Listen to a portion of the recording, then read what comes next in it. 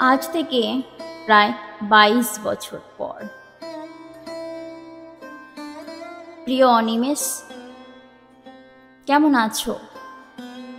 ভাবছো এতগুলো বছর পর আমি কোথা থেকে?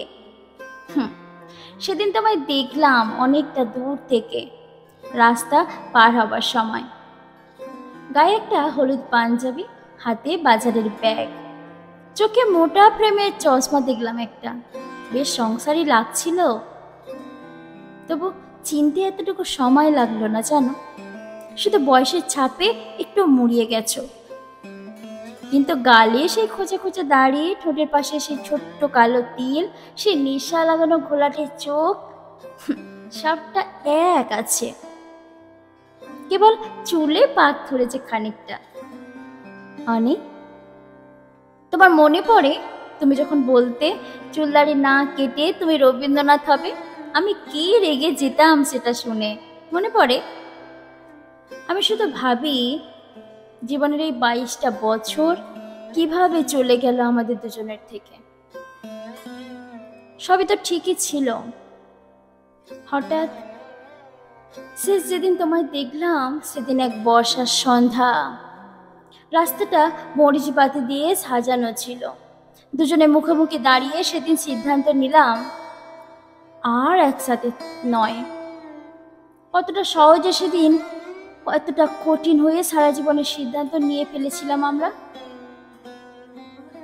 অনিমেষ, সেদিন সন্ধ্যায় দুজন দুপাশে হেঁটে যাওয়ার সময় আমি খুব করে চেয়েছিলাম তুমি আমায় একটা বার আটকাও। কিছুটা যাওয়ার পর যখন পিছু ফিরে দেখলাম, তখন নিয়ন বাতির আলোয় তুমি হেঁটে যাচ্ছ, ধীরে ধীরে মিলিয়ে যাচ্ছ দূরে, কেমন জানি ধূসর হয়ে। আকাশ ভেঙে খুব জোরে বৃষ্টি পড়ছিল সে রাতে। আমি আমার উত্তরের ঘরটার বসে তোমার ফোনের অপেক্ষায় ছিলাম। এভাবে রোজ আকাশ কালো করে রাত নামতো, আর আমি আমার ফোনের স্ক্রিনের দিকে তাকিয়ে থাকতাম সারাটা রাত। তারপর একদিন বুঝে নিলাম বিধাতা আমাদের সংসারটা একসাথে লেখেননি। অনি, আমি 1000 বার টের পেয়েছি দূরত্ব বাড়ানো সহজ, বিচ্ছেদ সহজ। জটিল ছিল শুধু তোমার শূন্যতাটা একেবারে মুছে ফেলা। অনিমেষ, অনিমেষ, খুব চেনা রাস্তায় দীর্ঘদিন পরে হাঁটলে এক ধরনের অনুভূতি হয়। সেদিন রাস্তা পার হওয়ার সময় যখন তোমার মুখটা দেখলাম, মুহূর্তেই আমার সমস্ত অতীত চোখের সামনে ওলট পালট হয়ে গেল। সেদিন তোমায় একটু ছুঁয়ে দেখাও হয়নি।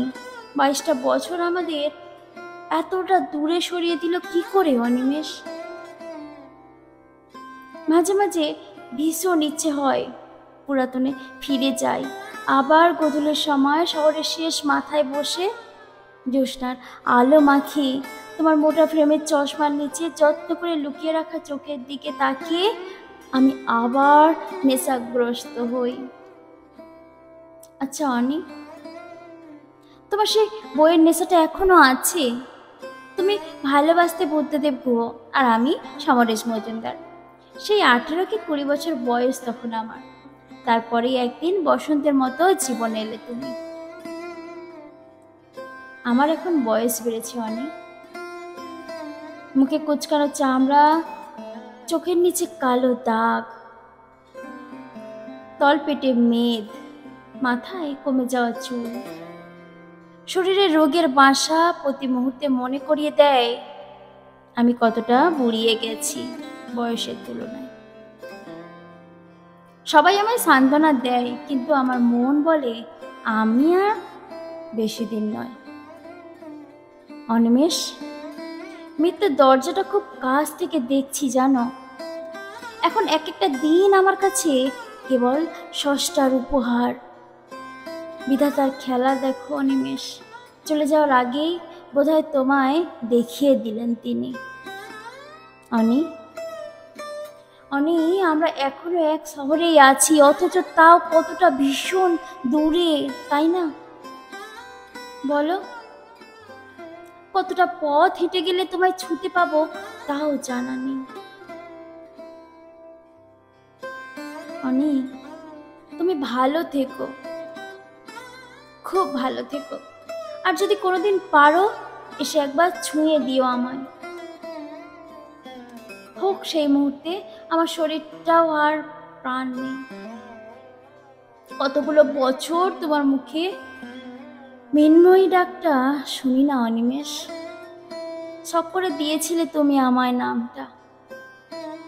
অনি, আবার একটাবার ডাকবে আমায় সেই নাম ধরে, চোখ বোঝার আগে কেবল একটা বার, এই ব্যস্ত শহরে কোনো এক ফিকে সন্ধ্যায় তোমার সে পুরানো ঠিকানায় ফিরে আবার একটা বার, একটা বার।